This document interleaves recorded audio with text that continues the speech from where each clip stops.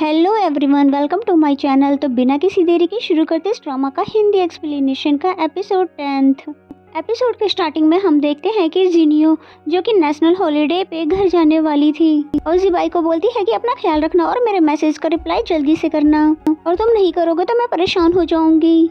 वही रेंचो भी उसका सामान लेके खड़ा होता है और बोलता है कि तुमने मुझसे झूठ क्यों बोला कि जिबाई तुम्हें छोड़ने नहीं आने वाला है, और तुम तो सिर्फ एक हफ्ते के लिए घर जाने वाली हो, तो इतना सारा सामान ले जाकर क्या करोगी।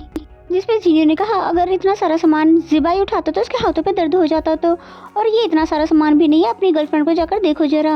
एंड देन नेक्स्ट सीन में हमें जियो को दिखाते हैं जो कि बड़ा सा बैग पैक करके रेडी हो गई थी घर जाने के लिए। बेचारे वोंग को तो बहुत ही ज्यादा रिग्रेट हो रहा था उससे हेल्प करने के लिए, पूछने के लिए, क्योंकि उसने तो अपने पूरा क्लासरूम ही पैक कर लिया था। नेक्स्ट सीन में जियो की मॉम जो कि नेशनल हॉलीडे के लिए एक सॉन्ग प्रिपेयर कर रही थी जिसके लिए उसके डैड उसकी हेल्प भी करते हैं, और तभी यहाँ पर जियो वोंग के साथ एंटर हो जाती है, जिसे देख के वो दोनों हैरान हो जाते हैं इतना सारा सामान के साथ। लेकिन मोम को तो वोंग जियो के लिए पसंद आ जाता है, जिसपे जियो बोलती है कि ये लड़का तो मेरा भाई है, नहीं तो इसे तो मेरी बहन ही समझ लो।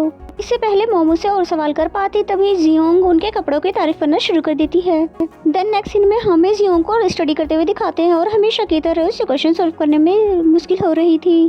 तभी यहाँ पर जियान आ जाता है और उसकी हेल्प करना चाहता था स्टडी में, लेकिन उसकी हेल्प लेने से जियोंग ने मना कर दिया, उसे ये कहकर कि तुम्हें अपनी गर्लफ्रेंड के साथ टाइम स्पेंड करना चाहिए। जिसपे वो बोलता है कि जिया अपनी मॉम के साथ अब्रॉड गई हुई है, तो क्यों ना मैं तुम्हारी स्टडी में हेल्प कर दूं। और फिर उसके इतना कहने के बाद जियोंग भी उसकी हेल्प ले लेती है, और फिर साथ ही उसको स्कूल के डेज भी याद आने लगे कि जब वो उसको पढ़ाया करता था। तभी यहाँ पर रेंचो भी आ जाता है जो कि आया तो जियोंग के लिए था, लेकिन वो फ्रूट लेने का बहाना बना देता है। फिर इन दोनों को साथ में देखकर बेचारे को तो बहुत ही ज्यादा झटका लग जाता है, और फिर कहता है मिस्टर जियान तुम्हारे एक्सप्लेनेशन में कुछ न कुछ गड़बड़ तो जरूर है, और मैं नहीं चाहता कि तुम मुझसे गलत पढ़ाओ।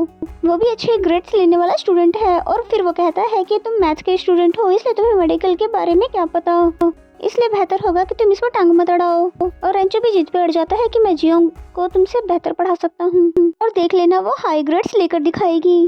और जियांग भी गुस्से में आ जाता है और कहता है कि देख लेंगे कि कौन कितना ज्यादा पानी में है। और तभी जियोंग इन दोनों को समझाने लग जाती है और कहती है मेरी ग्रेड्स पे शर्त लगाने वाले पहले मुझसे तो पूछ लो। तभी मोम उनकी लड़ाई देख लेती है और फिर अपने हस्बैंड को भी बुला लेती है हैंडसम से लड़के रेंचो को दिखाने के लिए। एंड देन नेक्स्ट मॉर्निंग का सीन दिखाते हैं जहाँ पर जियोंग जल्दी उठ गई थी क्योंकि रेंचो ने ही ऐसा कहा था और कहा था मैं ही तुम्हें पढ़ाऊंगा। उसके मॉम डैड के लिए तो ये बहुत ही अच्छी बात थी क्योंकि इससे पहले जियोंग कभी भी इतनी सुबह नहीं उठती। और फिर ब्रेकफास्ट के टाइम पर जिया भी पहुंच जाती है, जिसे देखकर जियोंग तो अच्छे से बात नहीं करती, लेकिन मॉम ने उसे अच्छे से बिठाया और अपने साथ ब्रेकफास्ट करने के लिए कहा। और फिर बातों ही बातों में मॉम ने उसके बॉयफ्रेंड के बारे में पूछा, जिस पर जिया ने बताया कि जियांग ही मेरा बॉयफ्रेंड है। तब तो मॉम को सब कुछ समझ आ जाता है कि इन दोनों के बीच में क्या चल रहा है। मॉम के जाने के बाद जिया ने बताया कि मैंने अपनी मॉम से लड़ाई कर ली थी, इसलिए मैं उनके साथ अब्रॉड ट्रिप पर नहीं गई। जियोंग जानती थी कि उसको अकेले रहने में डर लगता है, इसलिए कहती है कि तुम चाहो तो आज रात मेरे घर पे रुक सकती हो।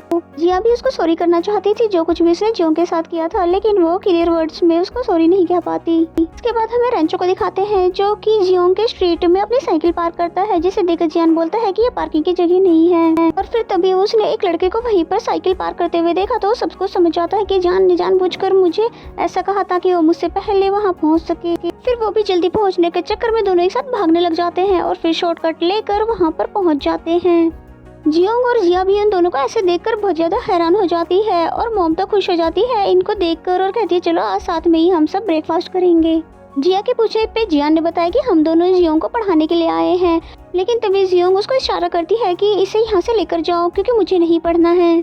फिर जिया जियान को ये कहकर ले जाने लगी अपने साथ कि मुझे तुम्हारे साथ टाइम स्पेंड करना है। फिर जियान ने अपनी लगाई हुई शर्त उससे वापस ले ली, जिस पर रेंचो बोला कि अगर तुम शर्त वापस ले लो पर मैं अपनी शर्त को वापस नहीं लूंगा और मैं अपनी कही हुई बात से पीछे नहीं हटूंगा। नेक्स्ट में जियोंग स्टडी कर रही थी और रेंचो वहीं खड़ा होकर सोच रहा था कि ऐसी कौन सी ट्रिक अप्लाई की जाए जिससे जियोंग के अच्छे मार्क्स आ सके। और तभी उसे कुछ सिचुएशंस देता है और कहता है कि मेरे दोस्त के साथ ये प्रॉब्लम हो गई है, और तुम्हें क्या लगता है उन्हें कौन सी डिसीज होगी। उन्होंने भी उसे बहुत ही अच्छे से डिजीज डिटेक्ट करके बताई, और फिर जियोंग ने उसके दोस्त का नाम पूछा तो जिसपे उसने सू का नाम बता दिया। इसके बाद उसने एक और केस बताया जिसमें हिप और हैंड फ्रैक्चर हो गया था, और फिर डिटेक्ट करने के बाद जब जियोंग ने उसके दोस्त का नाम पूछा तो इस बार भी उसने सू का ही नाम बताया। जिसपे जियोंग बोलती है कि सू को इतने सारे प्रॉब्लम एक साथ कैसे हो गई, तुम्हें तो उसे चेकअप करवाने के लिए हॉस्पिटल लेकर जाना चाहिए, वरना तो कोई सीरियस इशू भी हो सकता है। जबकि वो तो जियोंग को इनडायरेक्टली पढ़ाना चाहता था और उसे पता भी नहीं लगने देता। जिसके बाद जियोंग को इंग्लिश सिखाने के लिए एक मूवी थिएटर लेकर आया था। मूवी के सबटाइटल भी ऑफ कर दिया और रिमोट का बैटरी भी अपने पॉकेट में डाल लिया। उसका कहना था कि इंग्लिश को सुनकर प्रैक्टिस करोगे तो तुम्हारी इंग्लिश बेहतर हो जाएगी। और जियोंग को तो ऐसे मूवी देखने में बिल्कुल भी मजा नहीं आ रहा था और फिर वो रेंचो से बैटरी लेने की कोशिश करने लग जाती है और इस तरह से इनके बीच कुछ रोमांटिक सा मोमेंट क्रिएट हो जाता है। देन नेक्स्ट सीन में हमें जिया और जियान को दिखाया जाता है, जहाँ पर जिया जियान से पूछती है कि तुम्हारा फ्यूचर में कभी भी अब्रॉड जाकर या स्टडी करने का कोई फैसला है, जिसपे जियान ने तो उसे मना कर दिया, ये कहकर कि मैं अपनी गर्लफ्रेंड को छोड़कर कहीं भी नहीं जाना चाहता। और जिया को देख के ऐसा लगता है कि कुछ न कुछ तो ऐसा जरूर है कि जो जिया इसको नहीं बता पा रही। एंड देन नेक्स्ट सीन में जियोंग को दिखाते हैं, जहाँ पर उसकी मॉम उससे पूछती है कि जियान जिया का बॉयफ्रेंड है, ये बात तुमने मुझे पहले क्यों नहीं बताई। जिसपे जियोंग ने बोला कि ये बताना आपको जरूरी नहीं था और यह हो सकता है मुझ में हिम्मत ही नहीं थी, लेकिन मैं अब कॉन्फिडेंटली ही बता सकती हूँ, ये दोनों रिलेशनशिप में है और मुझे इससे कोई भी फर्क नहीं पड़ता। और मॉम को भी उसका ब्रेवनेस देखकर बहुत ही ज्यादा अच्छा लगता है और फिर कहती है कि जो सुबह लड़का आया था ना रेंचो, वो मुझे जियान से भी ज्यादा अच्छा लगा। जियोंग भी समझ गई थी कि मॉम क्या कहना चाहती थी, इसीलिए वो कहती है कि मॉम आप जाके सो जाइए और मैं तो कभी कभी ही घर आती हूँ, इसलिए मुझे आराम से गेम खेलने दीजिए।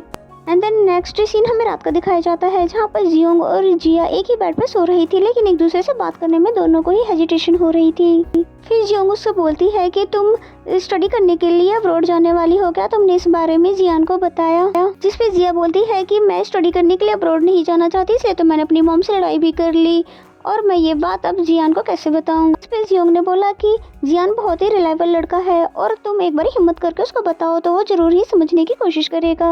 और फिर बातों ही बातों में रेंचो का जिक्र होता है, जिस पे जियोंग कहती है कि वो मुझे जैसे ही अच्छा लगने लगता है तब वो कुछ ऐसी हरकतें कर देता है जिसकी वजह से मुझे अजीब सा लगता है, यानी कि तुमने देखा नहीं जैसी हरकतें उसने सुबह की थी। जिसपे जिया बोलती है कि अब छुपाओ भी मत, मुझे पता है वो तुम्हारा बॉयफ्रेंड है। जिसपे जियोंग बोलती है कि तुम पागल तो नहीं हो गई हो, हम तो सिर्फ अच्छे दोस्त हैं। फिर नेक्स्ट मॉर्निंग का सीन दिखाया जाता है, जहाँ पर नेशनल हॉलीडे पे सभी तैयार हो गए थे और मॉम की आज परफॉर्मेंस थी, जिन्हें बहुत एंजाइटी होती है और जिया ने उनका बहुत ही अच्छे से मेकअप किया। फिर उनके साथ बाहर जाती है, यहाँ पर जियों को भी बहुत ही अच्छा फील हो रहा था क्योंकि उसे जियान और जिया के रिलेशनशिप से कोई भी फर्क नहीं पड़ता। अब तीनों पहले की तरह ही फ्रेंड बन गए, लेकिन जियान को अब रेंचो का इनके बीच में आना पसंद नहीं आता। जियोंग ने जिया को इशारा करके जियान को हाथ से ले जाने के लिए कहा।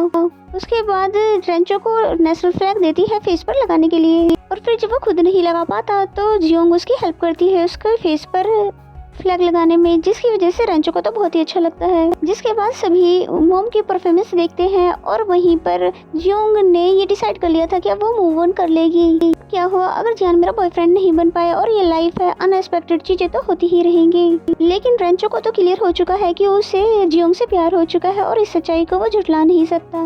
नेक्स्ट सीन में स्कूल आते हुए रास्ते में सू नजर आ जाता है, जिससे पूछती है जियोंग कि तुमने अपना चेकअप करवा लिया था और वैसे तो तुम देखने में बिल्कुल ही फिट लग रहे हो। बेचारा सू तो जानता भी नहीं था कि जियोंग क्या कह रही है, पर तभी रेंचो कह देता है कि हाँ मैंने उसको हॉस्पिटल ले जाकर इसका टेस्ट करवा दिया था। ये सुनते ही सू सब कुछ समझ जाता है और कहने लगा कि आजकल मुझे स्कूल में कुछ ज्यादा ही कपल्स नजर आ रहे हैं और तुम दोनों बताओ कि एक दूसरे के हाथों में हाथ डालकर कब चलने वाले हो।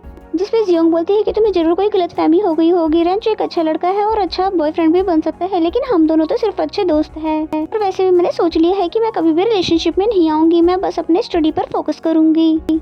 बेचारे रेंचो ने तो अभी अपनी फीलिंग से बताई भी नहीं थी और बेचारे को एक झटका लग गया। और फिर बस इसी सीन के साथ ये एपिसोड यहीं पे खत्म हो जाता है। तो मिलते हैं नेक्स्ट एपिसोड में, तब तक ले बाय बाय।